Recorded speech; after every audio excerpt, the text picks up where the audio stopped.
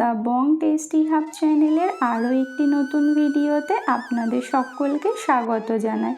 আজ আমি মাছের দুর্দান্ত একটি রেসিপি আপনাদের সাথে শেয়ার করব। রেসিপিটি হলো মশালা তেলাপিয়া। ভিডিওটি স্কিপ না করে শেষ পর্যন্ত দেখার অনুরোধ রইল। এখানে আমি 3 পিস তেলাপিয়া মাছ নিয়েছি, কেটে ধুয়ে ভালো করে পরিষ্কার করে নিয়েছি।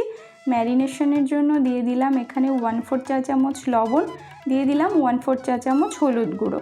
এবার ভালো করে হাতের সাহায্যে মাছে লবণ হলুদ মাখিয়ে নিতে হবে।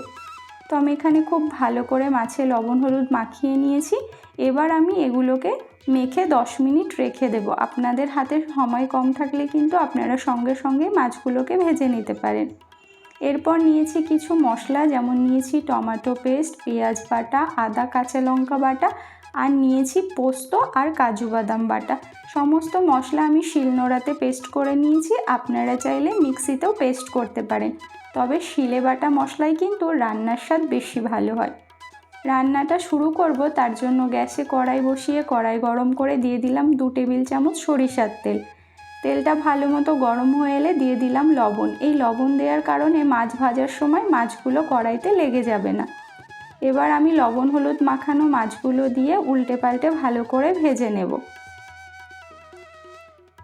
তো মাছের একটা পাশ ভালো করে ভেজে নিয়েছি, উল্টে আর একটা পাশ ভালো করে ভেজে নেব। তো মাছগুলোকে উল্টে পাল্টে দুপাশ আমি ভালো করে ভেজে নিয়েছি। মাছগুলো এখানে ভাজা কমপ্লিট। এবার এগুলোকে আমি তুলে একটা পাত্রে নামিয়ে রাখছি। আর সেম একইভাবে বাকি মাছটাও কিন্তু আমি এখানে ভেজে নেব।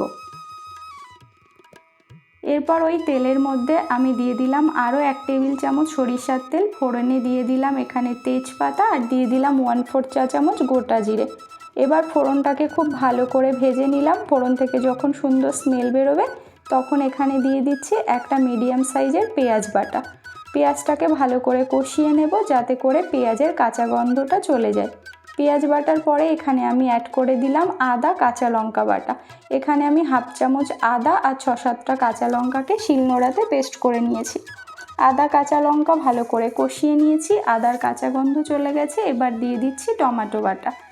টমেটো বাটা দেওয়ার পরে দিয়ে দিলাম স্বাদ অনুযায়ী লবণ, দিয়ে দিচ্ছি 1/4 চা চামচ হলুদ গুঁড়ো, আর কালারের জন্য দিয়ে দিচ্ছি 1/2 চামচ কাশ্মীরি লঙ্কার গুঁড়ো। এটা চাইলে আপনারা কিন্তু নাও দিতে পারেন, এটা সম্পূর্ণ অপশনাল। এবার খুব ভালো করে মশলা কষিয়ে নিতে হবে। মশলা যত ভালো কষানো হবে রান্নার স্বাদ কিন্তু ততটাই ভালো হবে। তো 3 থেকে 4 মিনিট আমি মিডিয়াম আঁচে খুব ভালো করে মশলা কষিয়ে নিয়েছি। মশলা থেকে তেল রিলিজ করতে শুরু করেছে। এই সময় দিয়ে দিলাম কাজু আর পোস্ত বাটা। 5-6টা কাজু বাদাম আর 1 চামচ পোস্তকে শিলনোড়ায় ভালো করে পেস্ট করে নিয়েছি। কাজু বাদাম দেওয়ার পরে কন্টিনিউ নাড়তে হবে, না হলে কিন্তু কড়াইতে লেগে যাবে। এই সময় ফ্লেমটাকে লোতে করে দিতে হবে। মশলাটাও যাতে পুড়ে না যায় তার জন্য সামান্য একটু জল দিয়ে আবারও মশলাটা ভালো করে কষিয়ে নিতে হবে। তো আমি আবারও 4 থেকে 5 মিনিট খুব ভালো করে মশলা কষিয়ে নিয়েছি লো ফ্লেমে। এবার এর মধ্যে দিয়ে দিলাম পরিমাণ মতো জল। তবে খুব বেশি জল দেওয়ার প্রয়োজন নেই, কারণ এই রান্নাতে কিন্তু গ্রেভি হালকা থাকবে, খুব বেশি গ্রেভি থাকবে না।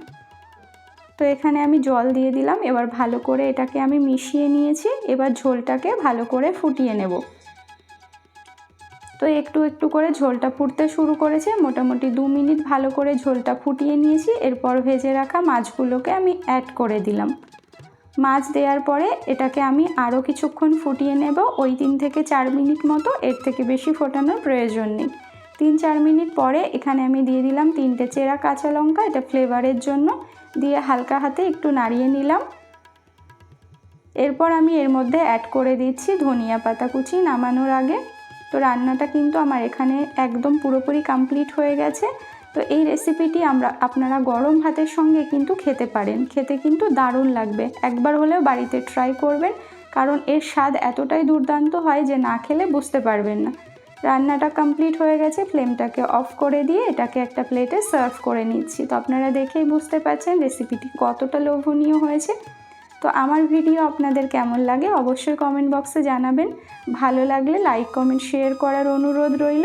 আর আমার চ্যানেলে নতুন হয়ে থাকলে আর আমার ভিডিও ভালো লাগলে আমার চ্যানেলটিকে সাবস্ক্রাইব করে রাখবেন।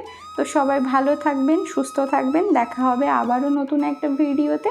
Thanks for watching.